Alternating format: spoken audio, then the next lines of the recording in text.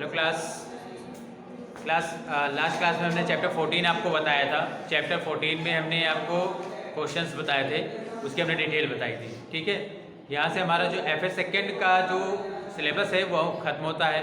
अब हम रिवीजन कराएंगे, चैप्टर 9 से फिर से स्टार्ट करेंगे, क्योंकि 9 से 14 चैप्टर आपके सिलेबस में था FS सेकेंड के लिए। ठीक, अब उसका रिवीजन हम आज से कराएंगे। आप लोग ध्यान से समझिएगा, कोई प्रॉब्लम हो तो हमसे बताइएगा। ठीक, इसके चैप्टर का नाम है कि जो मृदा से संबंधित ये चैप्टर है। ठीक है, मृदा मतलब क्या होता है? मिट्टी। ठीक है, जितनी भी हम जमीन देखते हैं तो वो सब क्या है? मिट्टी से ही बनी हुई है। ठीक, तो पहला क्या है? मृदा होती क्या है? तो मृदा क्या होती है? सैल कणों और ह्यूमस का जो मिश्रण होता है। ठीक है, मतलब जितनी भी चट्टानें होती है टूट टूट कर क्या होती है? मिट्टी का भी निर्माण करती है। ठीक, तो वो क्या है? मिट्टी या मृदा कहलाती है। ठीक, मृदा परिच्छेदिका क्या होती है? मृदा की विभिन्न परतों से गुजरती हुई ऊर्ध्वकाट मृदा परिच्छेदिका कहलाती है, जिसके कई स्तर पाए जाते हैं। संस्तर A, संस्तर B, संस्तर C, इस तरीके से। मतलब एक मिट्टी को अगर कहें कितने भागों में बांटा गया तो 4 भागों में बांटा जाता है।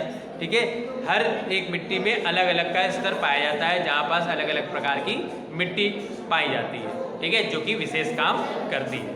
ठीक, इसके बाद बलुई मिट्टी होती क्या है? मृदा में बड़े बड़े कणों का अनुपात अधिक होता है। ठीक है, वो मिट्टी क्या होती है?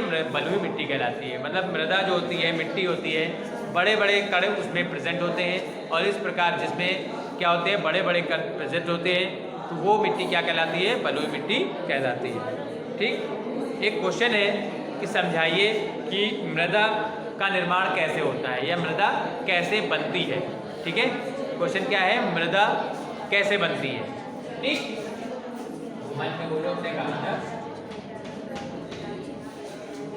मृदा कैसे बनती है? ठीक है, तो क्या है? अपक्षय की प्रक्रिया के माध्यम से मिट्टी का निर्माण होता है।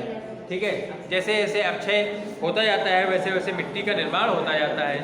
अपक्षय पृथ्वी की सतह पर या उसके आसपास की चट्टानों और खनिजों के भौतिक विघटन या रासायनिक अपघटन की एक प्रक्रिया होती है। ठीक है, मतलब जैसे जैसे जो पहाड़ का कटाव है या चट्टानें धीरे धीरे कटती चली जाती हैं, तो वो क्या कहलाता है? मतलब किसी भी चीज़ का कम होना, धीरे धीरे अपघटित होना क्या कहलाता है? अपक्षय कहलाता है। तो वो चाहे भौतिक परिवर्तन के कारण हो, चाहे किसी भी रासायनिक प्रक्रिया के कारण हो, तो उससे क्या होता है? मिट्टी का निर्माण होता जाता है। ठीक, और यह भौतिक तथा रासायनिक अपघटन मुख्य रूप से हवा, पानी और जलवायु द्वारा किया जाता है। इस प्रक्रिया को ही के परिणाम स्वरूप क्या होता है?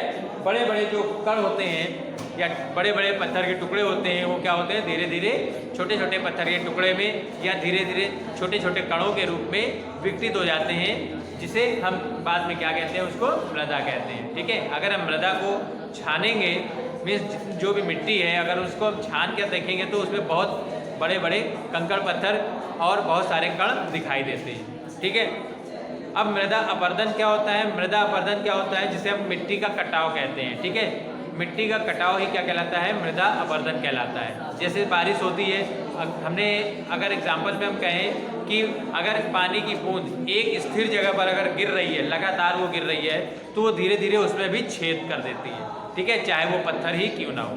ठीक, अगर मिट्टी में यही चीज़ हो रहा है तो मिट्टी क्या होती है? धीरे धीरे कटती चली जाती है। वही क्या होता है? मिट्टी का धीरे धीरे अपरदन होने लगता है, जो कि मृदा अपरदन का कारण होता है।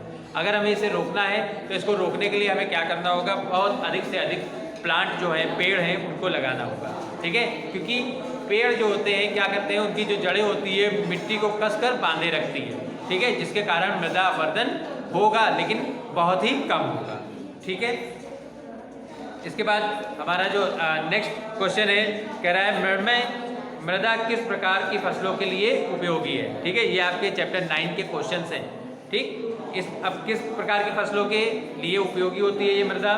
इसमें बहुत अच्छी जल को धारण करने की क्षमता होती है। मतलब जल बहुत समय तक, बहुत अधिक समय तक क्या होता है? उसमें रुका रहता है या धारण किए रहता है। सेकेंड पॉइंट है, यह कार्बनिक पदार्थों से समृद्ध है। मतलब बहुत सारे ऐसे कार्बनिक पदार्थ होते हैं, मतलब जिसमें कार्बन एक तत्व है उसकी उपस्थिति होती है, तो ये इसमें क्या है? बहुत ही इसमें कार्बन के कण प्रेजेंट होते हैं। ठीक है, मतलब कार्बनिक पदार्थ मिले हुए होते हैं। ये मिट्टी क्या होती है, गेहूँ, चना, धान आदि फसलों को उगाने के लिए बहुत ही उपयोगी होती है। ठीक है, जो मृणमय मृदा है वो गेहूँ, धान, चना इन सब की फसलों को उगाने के लिए बहुत ही उपयोगी होती है।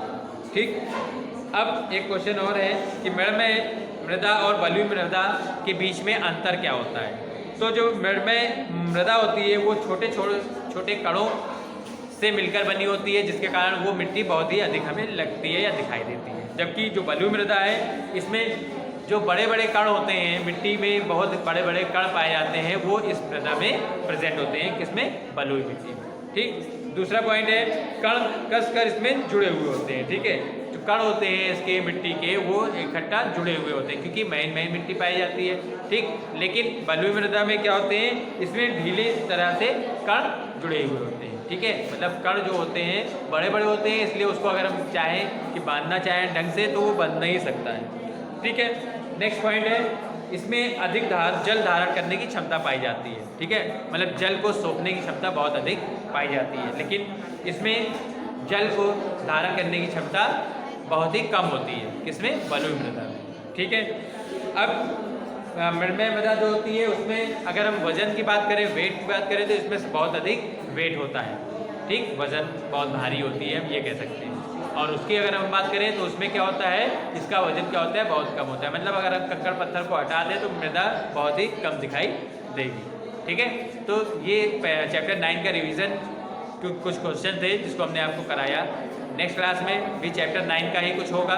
ठीक है, ओके।